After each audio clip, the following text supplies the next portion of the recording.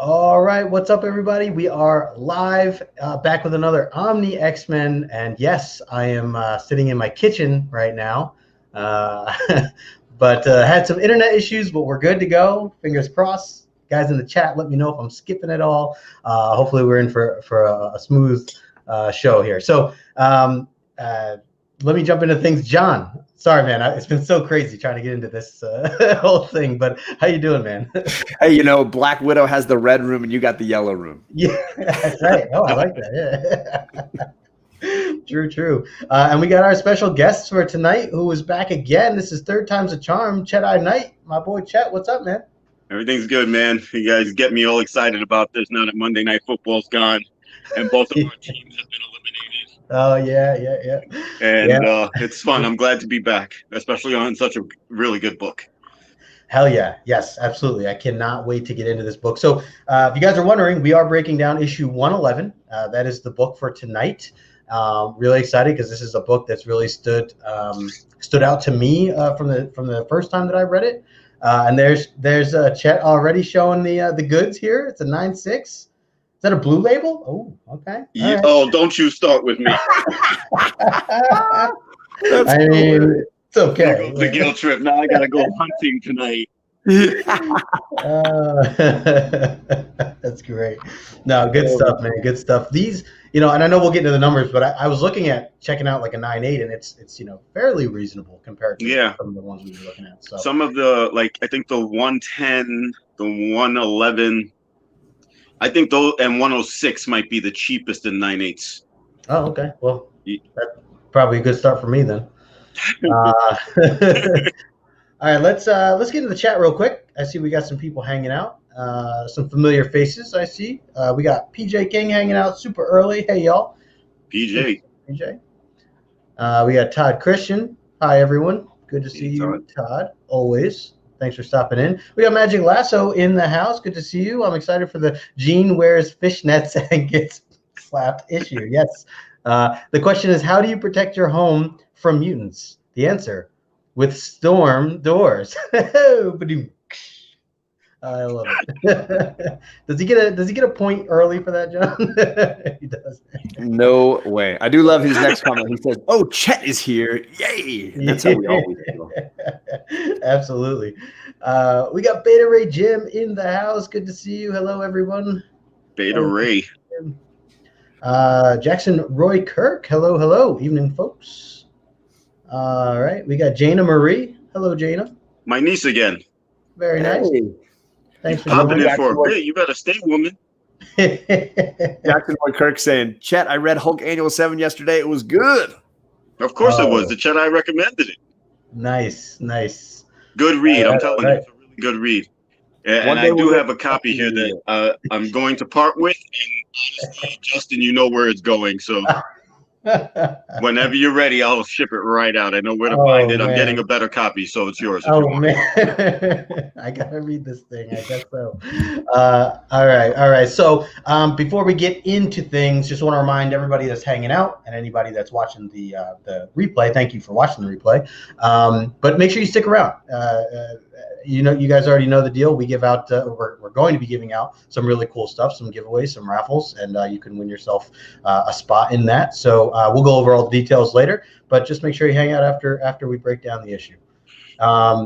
So I guess let's start from the top. John, how would you grade this thing? What do you think overall?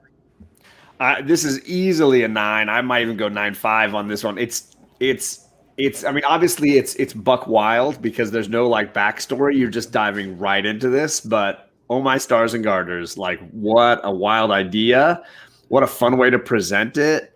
My buddy Alec, White Whale Comics, always says some of the best stories just throw you right in the middle, and then you have to tread water, and that's what this one does. It's not going to waste time on, how did they get here? We're going to dive right in. We're going to be figuring it out as we go, and I think you get to see our heroes in a really fun predicament. And I love me some Hank McCoy, so bringing him back in this he gets a real prominent role here, and I dig all that. He does. I think that's well said, and I certainly agree with everything you're saying. Chet, what about you, my friend? How would you grade this, and what do you think? I would have to grade this because after reading 110, which was my introduction to the X-Men, this book kind of amped me up a whole lot more than 110 did. Sure. I mean, as a kid, I was excited. Oh, look at these characters! Look at these characters! But then the next issue, the art, boom, changed before my eyes, and I was like, "Oh, this looks very serious." Yeah. I mean, like from the beginning of the first page, and then the next page, the splash pages, everything, and then the characterization and who's angry and who's kind and who can be vicious, and there's a whole lot of good stuff in this book, you know. And I mean, and this was like I said, my first real read, because 110, it's kind of on the par after watching you guys diss it last week. That's why I stayed away. I knew it was going to catch a bad rap, so I couldn't be on there for that being my very first X-Men book, and you guys just ripping it to shreds. I said, I'll come on 111. They can't kill me now. So, very true. Yeah, very great true. book. It definitely leads to a lot more crazy adventure. I mean, like from right here, everything from here to like 121 it all starts right here. So it's definitely a good jump off point. Elderon in the house. Hello. He says Chet is the truth. Co-worker. Very cool. My guy knows this. That's right. Yep, yeah, absolutely. Ivan knows that. He's worked with me, so he's been around for all my lunacy. Nice. Well, welcome to the show. I certainly agree on all points you guys made. I mean, I think one of the biggest things for me, and I will say 9.5 easily for me up there, as the guy who rates everything high to begin with. I will certainly have that up there towards the very, very top. I mean, I don't know if have we given books a 10 yet, John? Have we gotten that far? I don't think I did, but I mean, we certainly came really dangerously close. Yeah, because this could, for me, I think it could really be up there. And I think, going back from reading 110, getting away from that artwork a little bit and getting back into things with, some of the things that it's really known for is a nice, bring back. And then the thought of just us being kind of in this mystery the whole time, trying to figure out like what is going on. I mean, you really question things when you see, as you said, like the characters are these outlandish, like they're not themselves. So we'll get into all that. But definitely on board and love this issue. If you guys haven't read it, definitely take the time to read it. So I would also say, like, I mean, as much as I've loved all the covers, and there's lots of great artwork going on here, I have noticed that those, like the ones that are like the mega keys, 101 or 94, have been the letdowns, and the ones that are like, as far as stories go, versus like 95, which is this amazing read, and it's not the one everybody looks for. That this is one where the cover and the story match. I feel like this is one where you get, the bang for your buck. It's all there. Yep, absolutely. Jackson Roy Kirk saying he likes the references to other running stories. Yeah, bringing in the Avengers, and there's some that I'm not as even familiar with, but the way that they he's right. Marvel Team Up 69 and 70. Yep. He knows what he's talking about and stuff in there. Very cool. All right, you guys want to jump into some of the storyboard here? Sure. Bring that in. Do it. So there's that cover, and I know that Chet joked last week that people think that that's like arcade, and it's definitely Banshee as the carnival barker there. I've had to correct a couple of people on that particular issue. I'm like, no, it's not arcade. Arcade doesn't show up in the X-Men until 123. Go away. Yeah. But I just love the posters, and the whole look of that cover. It's an awesome, like, I know that it's easy to burn on covers with too much writing on them, but this one uses the writing so well. I love it. It really works. It works. Yeah. Yeah. The idea of them being the posters that they kind of are introducing this circus, step right up. It's I mean, they even cover the word X-Men with now playing 1 week. Oh yeah, I love that. I just throw more words on there. This cover works all of it. Can I say something? They made an issue, X-Men 56. Do you remember that? The Living Monolith. He's holding up the X-Men sign. He's crushing it. I don't remember. Give me a second. That's all this is Chet. Hold my beer. Yeah. Jackson really Kirk says the Marvel universe was so epic. It's right there next to cover. Look at this guy. Oh, hold on. Okay, I remember that cover. Oh, yeah, up here. Okay, so they made another issue of this particular book. All right. And it got banned because the way Neil Adams drew it, the X-Men were laid out in the X-Men. And they said that they couldn't obstruct the title and publish the book. So I'm kind of wondering what happened between 1969 and that book that we're discussing now. How come you can obstruct the title? Yeah, because they clearly just threw a banner right on it. Yeah. So I'm a little upset because I'll send you guys when I get a chance that Neil Adams other copy of what it looked like, and it certainly looked to me a lot better than this. I have to say, I'm a little feels a little awkward. I don't seeing that 8-0 that you had holding up there. I'm not used to that. Thank you. Usually it starts with a 9. I'll trade you for your juggernaut.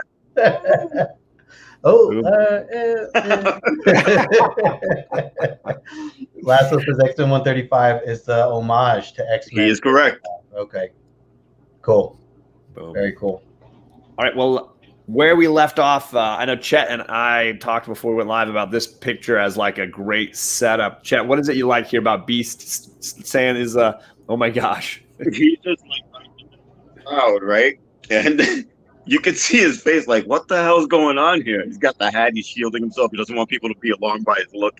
But his face is like, if you were ever surprised or wanted to see the elements of surprise in a comic from a blue furry scientist, there's the look. You know, he stole that look right from The Thing. Yeah. That's definitely a good one. Were we able to make out any of the characters surrounding him? Are those anybody special?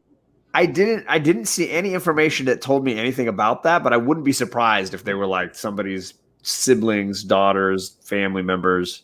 I just love this is the reaction most fans have when they read this issue because they look at that cover and they're like, what is, and they open it up and there's Beast mimicking them as like, what in the world? I don't believe what I'm seeing. Yep. Totally. And I'm sorry to say, but look at the art. It's on point. Yep. Byrne is back. Yeah. I mean, in a nice way, too. He went from space to the circus. Byrne, baby, Byrne. And then this is my favorite panel. I mean, come on. Come on. This is wild. All of these beautiful posters. I absolutely adore this. Everything about this cover. There is no flaw here. Yeah, that's colorful and well detailed. Yeah, that would be a nice like canvas or something. I could just picture like over my couch as a picture. That'd be really cool. That you're really right. How do you get rid of the wording? Yeah, we'll figure it out. Yeah, no, it is epic. It's definitely an epic, and it feels like you're there. So you're right in the crowd. Well, and you get the crowd. The details too. You got Wolverine with the snow behind him, like the Weapon X era. You got Colossus with the cosmos behind him. You got Phoenix with the bird in blue behind her. All of it is just so cool. Yeah, it works for sure. And Storm bikini. I'm a fan. Yeah, love that hair. What's up, Hood Rat? Good to see you, Ian. Good to see you, brother. And then we have Beast sort of exploring and then giving backstory on how did I get here. But I like that he gives us his.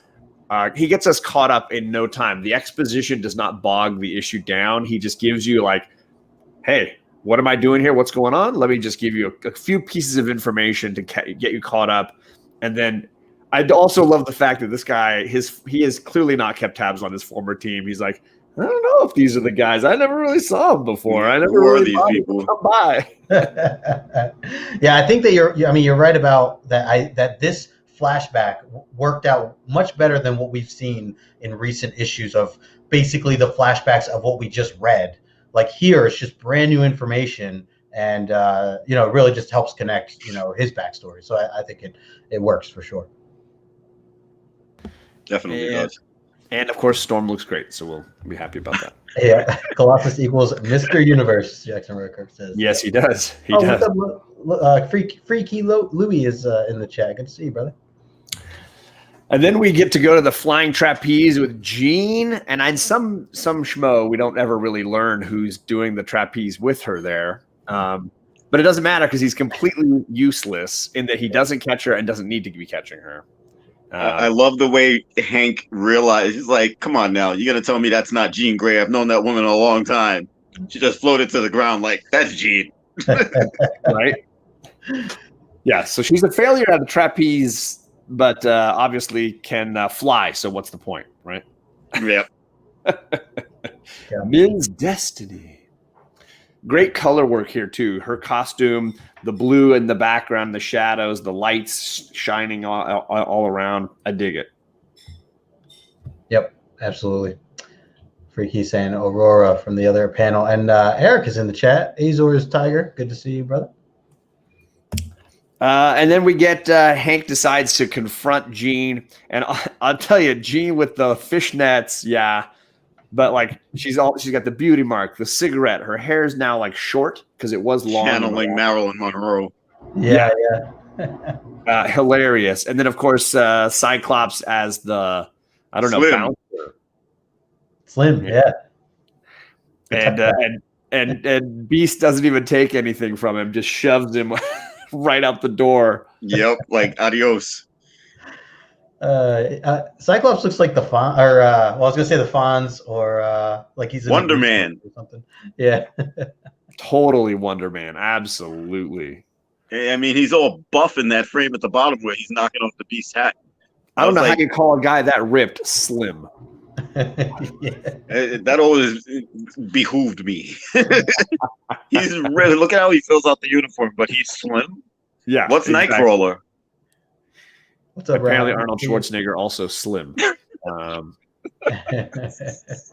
then Beast, I love. He just skips out on the costume. He's like, there's no point. No, the charade's over. I'm going to strip down to my underwear and I'm going to run around this joint. There you go. Doing what he does best. And he's got to literally battle clowns. And he's knocking them on the jaw. He's beating these guys up, leaving them in a merry chase. And some kid's like, "Look, Mom, one of the big monkeys got loose." One of the big monkeys. Just cold, man, cold. And he finds the place to hide with Wolverine, where he's all chained up. Oh yeah, I do love. I like the fact that he starts to recognize who's who. And I like the way they use Wolverine and chains. He recognizes Jean. He sees Cyclops, so he's starting to like fill the circle and put the chains together. Put two and two together. Yeah. Well, but Wolverine's the previous two issues, of course, Wolverine was a really big part, and he plays a pretty big part here too. I feel like they were really coming into the play of how do we use him as a character, and him being the locked up Beast. Chained up, I think is a really cool. It builds on his mythos perfectly. Yep. Yeah, especially after last issue. I mean, last issue we got a couple of snippets of the emotional side, the angry side, and so forth. I think in this one we start to see some of the little bits of Killer starting to seep out. Right. And I say that because in the coming issues we get to see the actual Killer come out. So. Yeah, this is like the surface of all that. Totally. And then while he's thinking about what to do, I love that you see the shadow appear behind him, but he can't see it. And then the fist punching through the tent. Just and he knows who did it. Oh, man. He doesn't even have to look back. He says who did it. Right? I think he said something like, "Thanks a heap, Colossus." And you can see it awakening something in Logan where he starts saying no, right? He's starting to awaken the fury. Spoilers, Chet, says Jackson. This was a cool way to, because as I'm thinking, like, how are they going to get out of this? Especially now that we see Beast getting knocked down.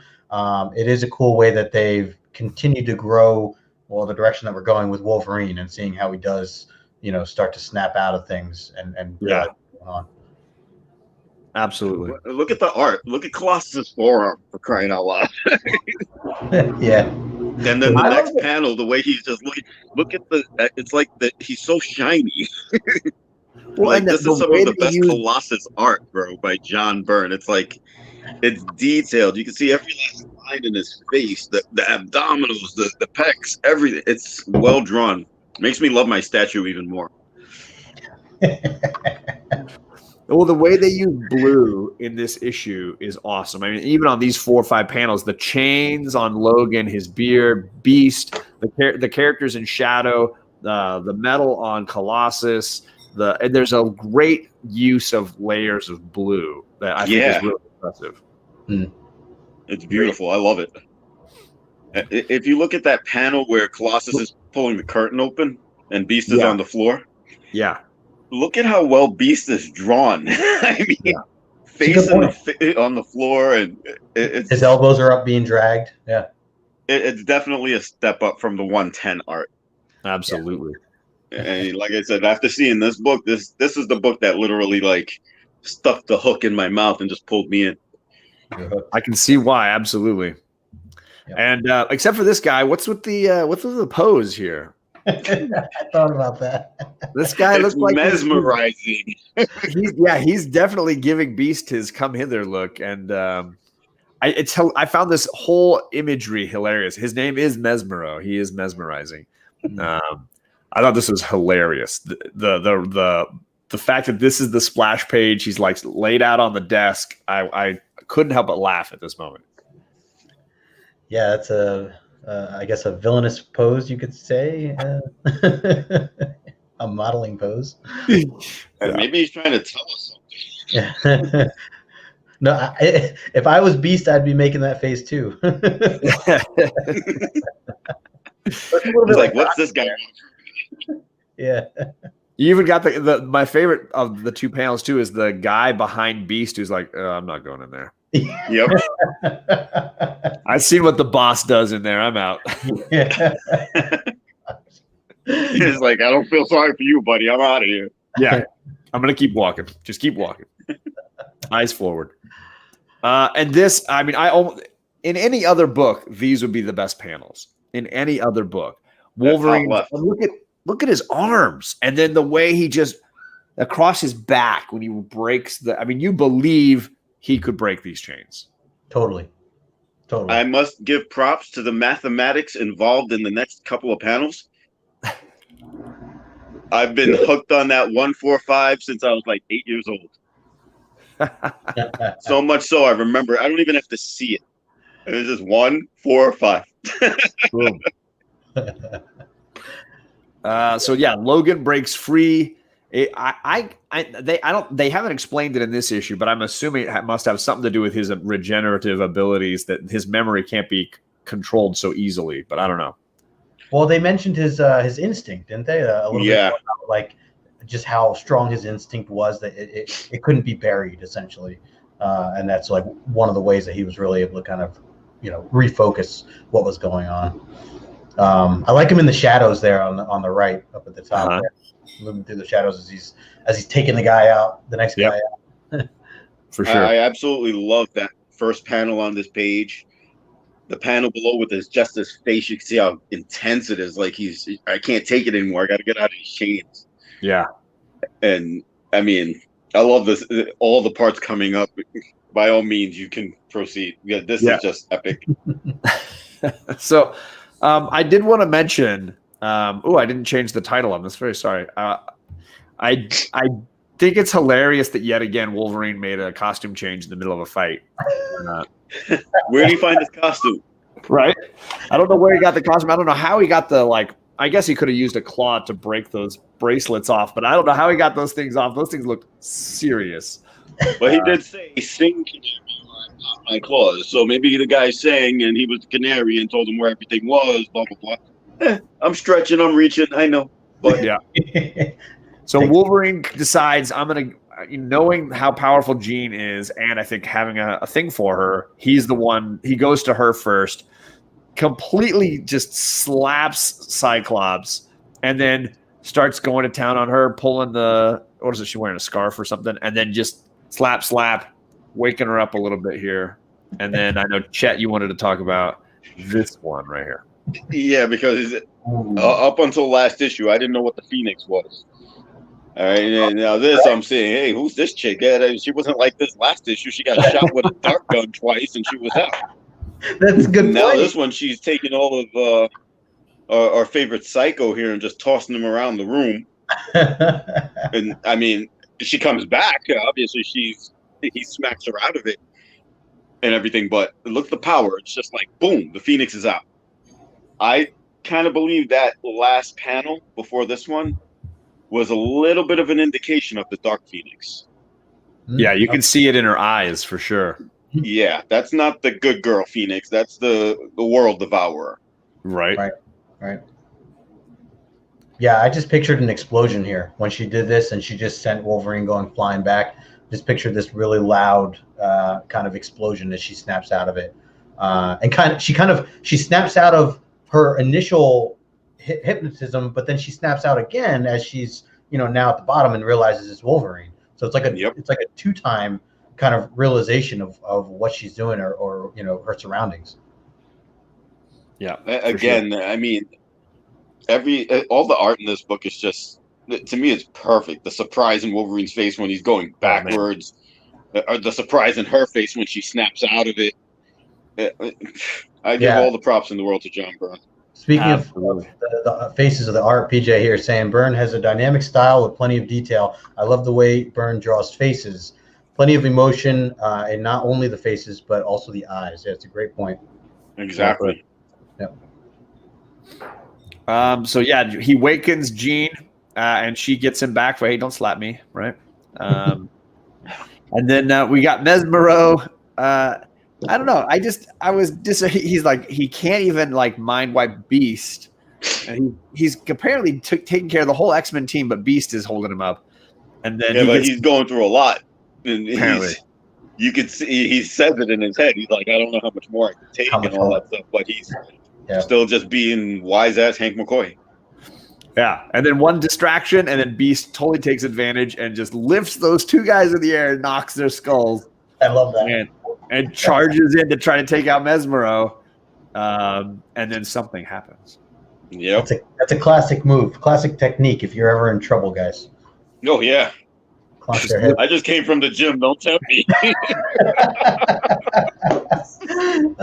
TJ is in the house. What's up, TJ? He said that's the look of any woman that's pissed.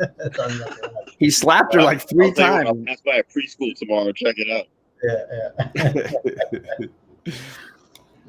Let's see here. So then I know that this was a one that you really liked, Chet, too, when we get the team that panel costume. That panel at the top. I had that as a wallpaper on some of my screens and on my phone, and it's screaming, "Let's go kill somebody" or "Let's go get somebody back," and it literally says, "And they are none too happy with the results," or something to that effect. You start to see them break out the powers and everything, and I know we're headed to like an abrupt end. I didn't expect, the end the way things are going here. I expected them to capture Mesmero and that'd be the end. But we all know that's not the case. I love that bottom panel that you can see Nightcrawler really bamfing from one to the next, and really just getting that understanding again of, being new to this stuff. And especially, Chet, when you were first really diving into this, being able to really see how Nightcrawler works and how effective he can be against the enemy. It wasn't just one and done. Now you're getting it in spurts. Yeah. And then later you're getting 2 and 3. And you could see it grow over time. And no more image inducer. Yeah, that's true. That's very true. Jackson Roy Kirk says that's why Beast is an Avenger. Good point. And at least we get one like X-Blood first. Come on, stop it. I like that we get at least one Storm going full bore drawing in this issue. Yeah. Yep. Gotta have that. And then we race in that we're gonna take on Mesmero, and he just falls to the ground. Yep, like nothing. I love it. He's like, look at him in that. I love the drawing, but a throwaway drawing, but it is so perfectly done. Cyclops pointing at Mesmero, his cape flying, the team all there. That drawing is so tiny, but the detail in it, holy cow! Yeah, you can Mesmero. It's like Beast on the floor in front of Mesmero, right? In that panel as well. Just John Byrne. I don't know what else to say. Any other artist, and that would be a throwaway panel. Just quickly draw it, move on to the next one. Story panel. Yep. And then here's Justin's favorite, the reveal. Ooh, man, oh man. This is just it was there's, as we just went through, there are so many great panels in this whole issue. But I just couldn't get over this one. Like, this is just so. And look for at me, the shading. The first time I read this, I was reading it digitally, as I know I've mentioned before. But this just hits you in a way that it's so heavy. I mean, obviously, too, in the book too, it's the last page. It just has that effect. So it is perfect in every way. And yeah, he is just monstrous, absolutely monstrous. And Chet, so going back to your first time ever reading this stuff, you weren't at Magneto yet, right? So you didn't even know who this was, right? No, not at all. And once I saw the picture, I was like, hot damn, look at the art. It's like, I remember this book because I'll tell you, 110 set me just going in deeper and deeper. Like, and I was a kid. So when I got 111, after reading it, I was like, oh my God. And I think they started coming out. It used to say now bi-monthly or something like that on the cover. And I'd get 2 X-Men a month. And I think this 112 was next. And I'll tell you, I remember going to the local store every day, like, did you get it yet? Did you get it yet? Did you get it? And the guy was like, no, not yet. Not. He was starting to get annoyed. And then when he finally got it, I got out of school. I was like in 3rd or 4th grade, and I got to the store, and he had the stack tied. And I was like, did you get it? Did you get it? He showed it to me. He was like, here. He gave me the scissor. He let me cut it myself. And I took the book, gave him the 35 cents, ran out of the store, read it, and went crazy because I needed 113. Bad. Oh, man. And I went through the same thing for like a couple of years with this guy. That's hilarious. Yeah, that's great. Yeah. Todd Christian saying, yeah, it's a really cool reveal and panel. You don't really see it coming either, especially with the circus storyline throwing readers off. Yeah. Oh, yeah. Absolutely. Very well said. Roy Kirk says they went from every 2 months to every month at this point. Okay. I knew it was something in that distribution. I also love the light versus dark they do here with like the light behind Magneto, just like energy crackling off the guy. That is a cool detail. That's I understand after reading up that this is the first time, like, I mean, they saw him in 104, but they didn't really get a full taste of him because remember he was shrunk into a kid and everything. This is, I mean, look at him. He's powerful, ready to go. And the next couple of issues are just it's just awesome the way they get this done. I loved it. This definitely is still, to this day, 111, 112, 113. Out of all the 50 books that they've done, 94 to whatever, those 3 are my absolute favorite reads ever. Yeah. Nothing can take that away. Just 111, 112, and 113. Yeah, I feel like this was when I was reading it or the first time around I was posting it, but I think this is actually the first book that you and I connected on because I remember you bringing that up, saying that 11, 12, 13 are your absolute favorites. And I just remember that excited. A year, maybe a little more than a year ago. You're right. Yeah, I remember just being excited after you said that because I'm like, oh, this is perfect because this is where I'm going into it, and I already love this issue. Yeah, I think you had posted it on your page. Yeah, and I had told you straight up and down, this is the issue that made the difference because it's not only did it start the string, it amped up my hype for them. It's just like, okay, now I know who the hell we're dealing with. Yeah, sure. and then you immediately sent me 3 pictures of all your signed 9/6s and 9/4s. And I'm like, man, this guy doesn't play around. Not with the X-Men, man. There's a reason I love this run so much, and obviously the art is a big part of it. And I'm kind of upset that none of the books I have signed have a single John Byrne CGC signature anywhere upon them. No one has it. I mean, not that I've seen, right? Because he doesn't do it. He doesn't promote CGC because he feels like it's all for the money. Right. I do have a book signed by him. Well, it's not it's not certified, but it's his signature. Yeah, I know a couple of people with books signed by him because he will sign books. Yeah, but he won't sign them if he knows you're trying to get them graded. Right. Yeah. Yep, I gotta respect the guy's stance. He gave me all I need inside the book. Thank you. Yep. Yeah, all I need. Yeah, all his blood and sweat and tears are on the inside. Oh yeah. So let's roll on to some facts here. John Byrne is a great talent, but he's a grouch.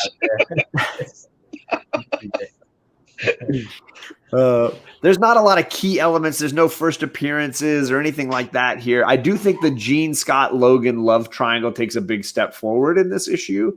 Yeah. So people that were asking about that a few issues back, how does that play out? Obviously, this issue, I think, lays a bunch of stuff in there for that storyline. For those wondering how Beast got here and stuff, they mentioned at the beginning of the show, Marvel Team Up issues 68, 69, and I guess you guys said 70. I don't remember that. Well, 69 and 70 is more so, what was that, Havoc? 4, with right? The Living Monolith, that same guy I just showed you on that 80. With that's 4? 69 and 70. I'm trying to think what he's talking about in regard to the reference. Oh, there was a Spider-Man and Beast issue, I think. Okay. I think that's what he might be referring to.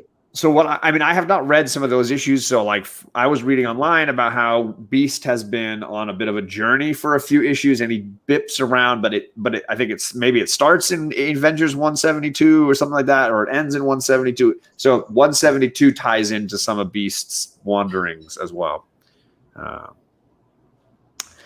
That's all I came up with as far as key elements in this issue. 9/8. Sorry. No, go ahead. If I can, another thing I never knew about this book when I first read it. I mean, I didn't know who the hell Mesmero was either. Oh yeah.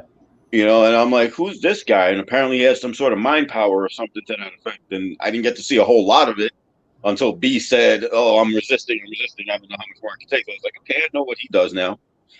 But who knew that we were going to get that big, the GOAT villain at the end? Yeah, I had no clue. And then when he was like, I'm like, who is this guy? But then next issues, I certainly found out who the hell he was. Yeah, right. Yep.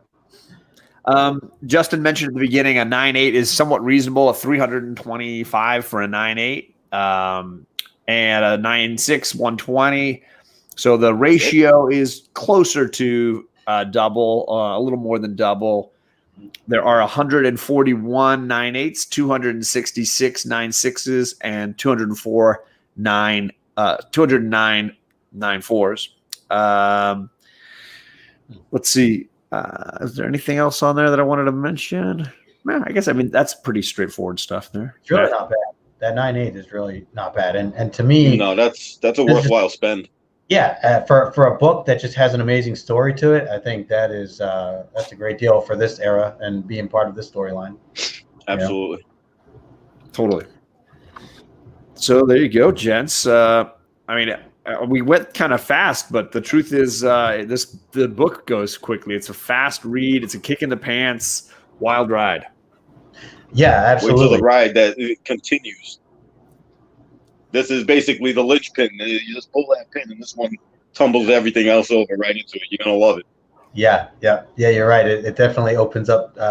This is just the tip of the iceberg. Let's see. Roy Carrick was talking about in the Avengers, heroes were disappearing. Korvac saga. Beast was thinking the X-Men had been taken. Oh, okay. Yeah, it was actually at first the Collector was taking them, and it turned into the Korvac saga. What an amazing set of books! That's another set of books. If you guys ever want to do like the mid Bronze Age Avengers, give me a call. That's funny because that's the next show we're gonna start. No, I'm just kidding. Hey, look. I know 112 and 113 are coming up. I'll leave that up to you guys if you want to have me again. I don't care.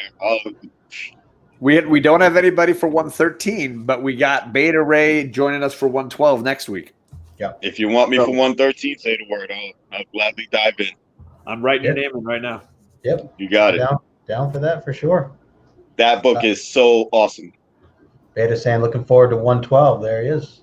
Boom. 112 is an excellent book. Lord Roscoe in the house. What's up? Good to see you. Blew me away back then. Yeah. It's definitely very explosive stuff. I get it. Trust me. Yep. I'm a collector, but not the collector. Yeah, because then we'd be calling him Tanalier. Yeah, right. Cool. All right. So, any last remarks or anything, John? Like you said, we ran through this kind of quick, but it moves quick. I think we covered a lot of it, though. It's a speedy read, given that it has a ton of information being dropped here. The artwork is just top notch. There's just we have said it all. I'm just repeating myself at this point. It's all very good stuff. The art we already know. Yep. I mean, you guys have started from Giant Size 1, right? Yeah. I mean, from everything you've seen, have you felt like the progression going forward and everything? I mean, that's how I felt like when I actually read it the right way. Because when I started from the middle, like these books, I was kind of like, I don't know this person, I don't know that person, and then going backwards, it all starts to make sense. But these books in particular, just like up the ante every which way. Yeah, I will say, like my first experience with these stories came with classic X-Men when I was reading those as a kid, because I could buy those off the rack and I could read them, and I was my characters. The regular X-Men were in the like 180, 190 range, I think, at that time. So I was buying the classic X-Men, and so I started with Cockrum stuff first. Like I remember reading all those early issues that he did. It was later that I found John Byrne and was like, and at first, me being me, I couldn't distinguish. I was just like, I like those ones. When they had the guest artists in, I was like, I don't like those guys as much. I could tell, Yeah, like with this book from 110 to this, the art difference is like I said, it's like you went from, I don't know, the evolution of the Stickman. No offense to Cockrum or anything, to Picasso's. It really felt like that because I mean, as much as I love 110, that's my first ever X-Men book. I love the book to death, but the only piece of art that really gets me is the cover. Yeah.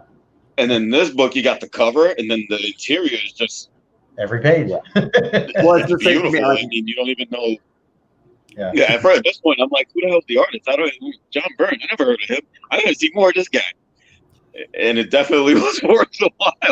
Totally. Let's face it, we've spent thousands on these things. I mean, when we give the recognition to the person who's actually giving us those feels, it feels good. We got our money's worth. Yeah, totally. That's how I feel about all those signed books. Agreed with you there, my friend. We have a couple questions we got to close out with, right? Yes, sir.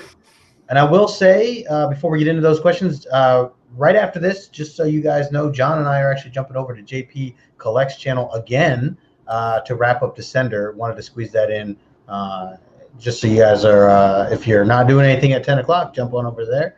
So let's get into the questions. John, you want to kick it off with your first one? Absolutely.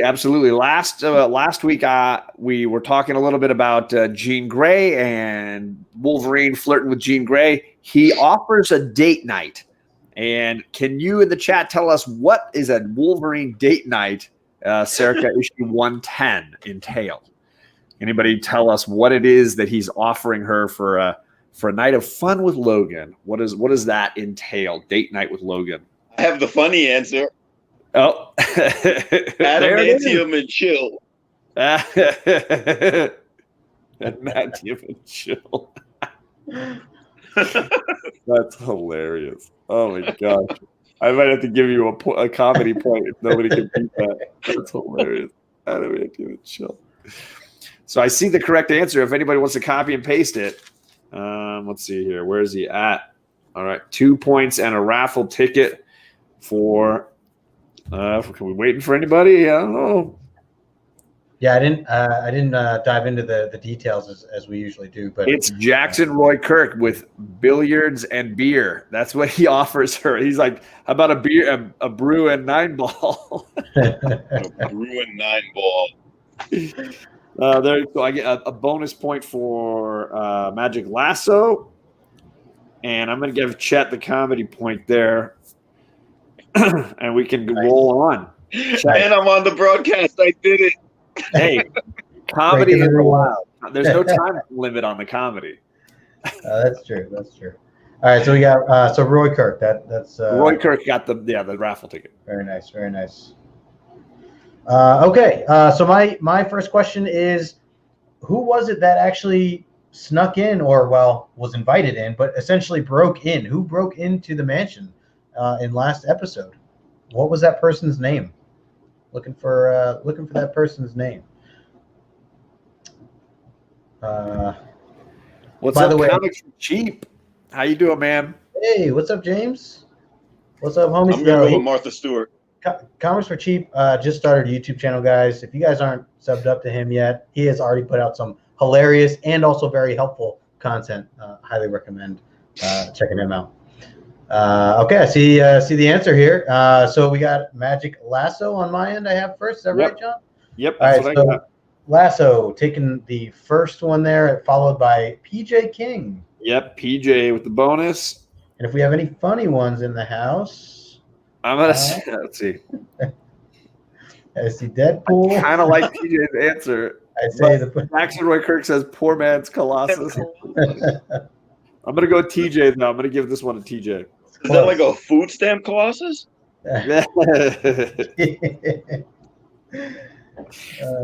All right, my second question is because I talked about it because I really dig the shirt. What was the shirt that Justin was wearing last week? Ooh. I dug Justin's shirt. I thought it was a cool one. May have to hunt for one for myself at some point. I have too many T-shirts as it is, but definitely a solid shirt. What was on his shirt? Speaking of, as people are waiting to guess, check out this new shirt that I got over the holidays. Bloody nice. So it's Kitty Pryde, and it says Captain Pride on the bottom. How cool is that? That is awesome, man. That is so nice. My new favorite. And I see one correct answer, and TJ is going to already win the comedy answer with My Little Pony. We only have one, huh? We still only have one. Although Jackson Roy Kirk is bringing the funny. His dinner, he needs to wear a bib. That's what was on your shirt. Very funny. I got one correct answer. Again, Lasso gets the raffle ticket, and he is super close to catching I Got Issues at this point. We're just waiting for one person. All you got to do is copy and paste it. Copy and paste Lasso. You get a bonus point. See how quick it goes. His shirt looks like it would have lit up under a black light, if you know what I mean. Burn. Hilarious. Always count on James. My virgin is. Yeah. James, you're newer here. I was going to say the questions that we're doing right now, if you answer any of the questions correctly, you can get entered into our raffle. We're giving away the second volume of the Omnibus, the X-Men Omnibus #2 from Claremont. And then John is doing a mystery box as well. So you can get your name entered if you answer these questions correctly based on last issue. But there's PJ with the second answer correct. I got you, PJ. Yep, bonus point for PJ. Cool. All right, last question. Okay, so my last question is simply who were the two X-Men that escaped the room as they were training, or as they were stuck in the training room? Yep. Danger room escapees. Who were the first two to get out? Bum, bum, bum. And if you guys haven't subscribed to James's channel, he had a live stream and an edited video this last week. He's hilarious. I'm a big fan. Yeah, that last video had me cracking up with excuses when you get boxes coming home. I was cracking up. So accurate. Ooh, I barely have Lasso beating out there. Okay, yeah, I got Lasso first. So with the raffle ticket and the 2 points, and Jackson Roy Kirk with the bonus point. Man, Lasso, strong finish, Lasso. 3 in a row there. Yeah, and 4 points away from the lead. 4 points. Wait, who's in the lead right now?